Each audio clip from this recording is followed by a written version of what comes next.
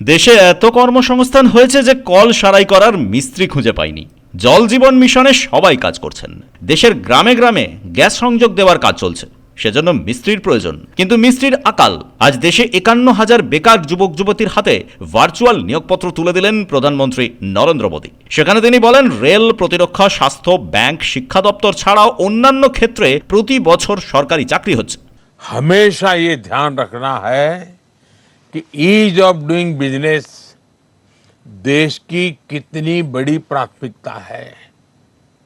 साथियों, भारत की growth story और एम्प्लॉयमेंट जनरेशन, इसमें ये मानी हुई बात है, आप भी जानते हैं, इंफ्रास्ट्रक्चर इसकी बहुत बड़ी भूमिका होती है।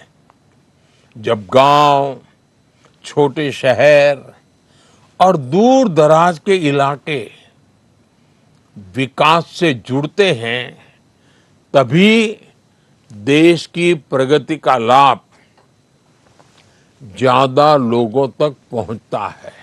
প্রধানমন্ত্রী বলেন, ১৮ বার এমন রোজগার মেলা হয়েছে, ১২ লক্ষ বেকার যুবক যুবতীর চাকরি হয়েছে। দেশে সেমিকন্ডাক্টর হাব হবে। কংগ্রেস অবশ্য কটাক্ষ করতে ছাড়েনি। কংগ্রেস নেতারা বলেছেন, নিয়োগপত্র প্রতীকেই নাকি চাকরি দেওয়া হয় তা কি প্রধানমন্ত্রী নিজে জানেন? ৪ বছর আগেও তিনি বলেছিলেন, গুজরাট, বেঙ্গালুরু আর কলকাতায় সেমিকন্ডাক্টর হাব হবে, সেখানে লক্ষ লক্ষ চাকরি হবে।